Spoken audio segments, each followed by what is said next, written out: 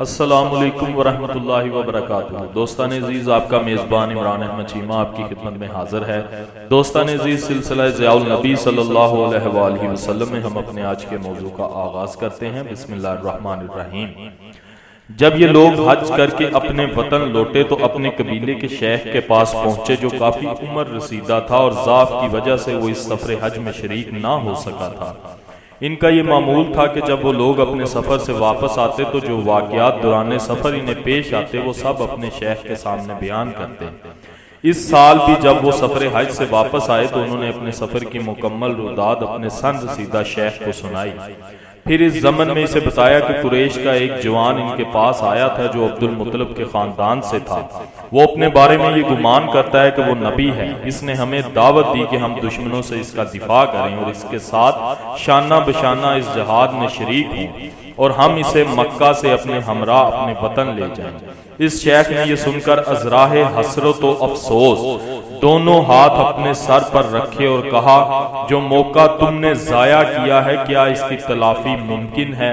مجھے اس ذات کی قسم جس کے دستے قدرت میں میری جان ہے، کسی فرزند اسماعیل نے نبوت کا جھوٹا دعویٰ نہیں کیا اور اس کا یہ کہنا کہ وہ نبی ہے یہ سچا دعویٰ ہے۔ اے بنو عامر، اس وقت تمہاری عقل کہاں چرنے چلی گئی تھی؟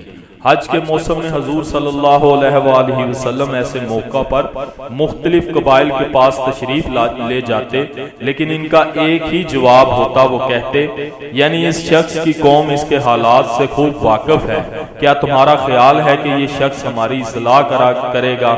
حالانکہ اس نے اپنی قوم کو برباد کر دیا ہے اور اس کی قوم نے اس کو مسترد کر دیا ہے۔ بنو شیبان بن سالبہ سیدنا علی کرم اللہ وجہہ سے مروی ہے کہ اللہ تعالیٰ نے جب اپنے رسول کریم صلی اللہ علیہ وآلہ وسلم کو قبائل عرب کے پاس جا کر اسلام کی دعوت دینے کا حکم دیا تو حضور نکلے۔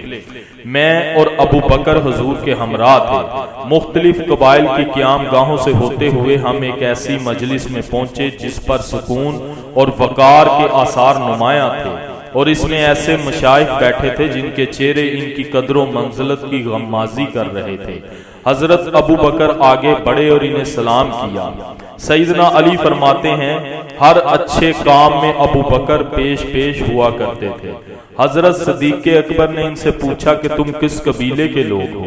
انہوں نے بتایا کہ ہم بنی شیبان بن سالبہ قبیلے سے تعلق رکھتے ہیں۔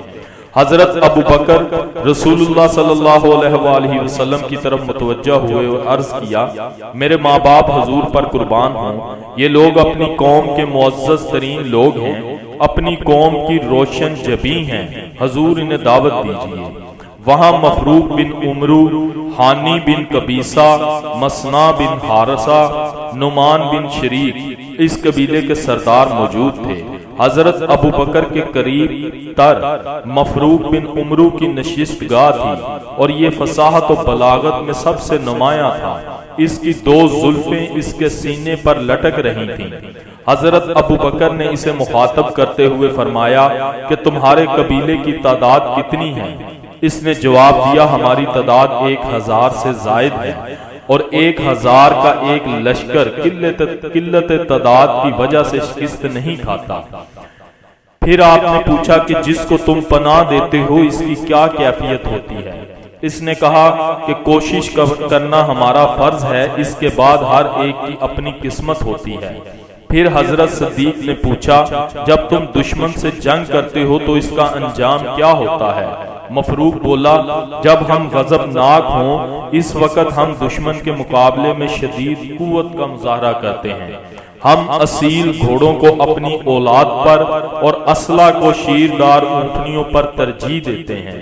اس کے بعد فتح اللہ تعالیٰ کے ہاتھ میں ہے، کبھی ہم انہیں شکست دیتے ہیں اور کبھی وہ ہمیں۔ پھر حضرت صدیق نے انہیں کہا، یہ اطلاع تو تمہیں مل چکی ہے کہ اللہ تعالیٰ نے ایک رسول مبعوث فرمایا ہے، حضور کی طرف اشارہ کر کے، یہ وہ رسول ہیں۔ مفروق نے کہا، ہمیں اس کی اطلاع ملی ہے۔ پھر وہ رسول اللہ صلی اللہ علیہ وآلہ وسلم کی طرف متوجہ ہوا اور پوچھا، اے قریشی بھائی، تم کس چیز کی دعوت دیتے ہو؟ حضور صلی اللہ علیہ وآلہ وسلم نے اپنی نشست سے آگے ہو کر بیٹھ گئے۔ حضرت ابو بکر نے کھڑے ہو کر اپنی چادر سے حضور پر سایہ کیا۔ پھر ہادی برحق نے فرمایا میں تمہیں اس بات کی دعوت دیتا ہوں کہ تم گواہی دو کہ اللہ وحدہ لا شریک کے علاوہ کوئی عبادت کے لائق نہیں، اور میں اللہ کا رسول ہوں، اور مجھے پناہ دو اور میری مدد کرو تاکہ جو دین اللہ تعالیٰ نے مجھے دیا ہے میں اس کی تبلیغ کا حق ادا کر سکوں، کیونکہ قریش نے حکم الہی کے خلاف بغاوت کی ہے، اس کے رسول کو جھٹلایا ہے اور حق کو چھوڑ کر باطل کو پسند کیا ہے۔ پھر مفروق نے کہا اور کس چیز کی آپ دعوت دیتے ہیں؟ اللہ کے پیارے رسول صلی اللہ علیہ وآلہ وسلم نے یہ آیت تلاوت فرمائی، سورہ الانعام آیت نمبر 151 تا 153۔ آپ فرمائیے آؤ میں پڑھ کر سناؤں جو کچھ حرام کیا ہے تمہارے رب نے تم پر، وہ یہ کہ نہ شریک بناؤ اس کے ساتھ کسی چیز کو، اور ماں باپ کے ساتھ احسان کرو، اور نہ قتل کرو اپنی اولاد کو مفلسی کے خوف سے، ہم رزق دیتے ہیں تمہیں بھی اور انہیں بھی، اور مت نزدیک جاؤ بے حیائی کی باتوں کے جو ظاہر ہوں ان سے اور جو چھپی ہوئی ہوں، اور نہ قتل کرو اس جان کو جسے حرام کر دیا ہے اللہ تعالیٰ نے سوائے حق کے۔ یہ ہیں وہ باتیں حکم دیا ہے تمہیں اللہ تعالیٰ نے جن کا تاکہ تم حقیقت کو سمجھو، اور مت قریب جاؤ یتیم کے مال کے مگر اس طریقے سے جو بہت اچھا ہو، یہاں تک کہ وہ اپنی جوانی کو پہنچ جائے، اور پورا کرو ناپ اور تول انصاف کے ساتھ، ہم نہیں تکلیف دیتے کسی کو مگر اس کی طاقت کے برابر، اور جب کبھی بات کہو تو انصاف کی کہو اگرچہ ہو معاملہ رشتہ دار کا، اور اللہ سے کیے ہوئے وعدے کو پورا کرو۔ یہ ہیں وہ باتیں جن کا اللہ تعالیٰ نے حکم دیا ہے تمہیں تاکہ تم نصیحت قبول کرو۔ بے شک یہ ہے میرا راستہ سیدھا، سو اس کی پیروی کرو اور نہ پیروی کرو اور راستوں کی، ورنہ وہ جدا کر دیں گے تمہیں اللہ کے راستے سے۔ یہ ہیں وہ باتیں حکم دیا ہے تمہیں جن کا تاکہ تم متقی بن جاؤ۔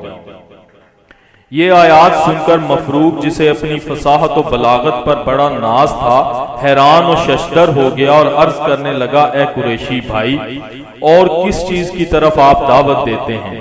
باخدا یہ کلام جو آپ نے پڑھ کر سنایا ہے یہ کسی انسان کا کلام نہیں، اگر یہ کسی انسان کا کلام ہوتا تو ہم اس کو جانتے۔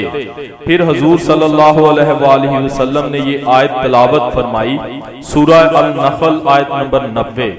بے شک اللہ تعالیٰ حکم دیتا ہے کہ ہر معاملے میں انصاف کرو، ہر ایک کے ساتھ بھلائی کرو اور اچھا سلوک کرو رشتہ داروں کے ساتھ، اور منع فرماتا ہے بے حیائی سے، برے کاموں سے اور سرکشی سے۔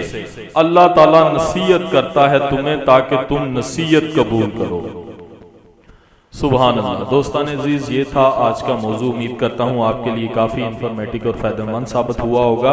ویڈیو کو اپنے دوستوں کے ساتھ زیادہ سے زیادہ شیئر کیا کریں، ویڈیو کو لائک کیا کریں اور کمنٹ میں اپنی رائے ضرور دیا کریں، اور جو دوست چینل پہ نئے ہیں ان سے گزارش ہے کہ وہ چینل کو سبسکرائب کریں تاکہ ہماری ہر ویڈیو آپ کو سب سے پہلے موصول ہوتی رہے۔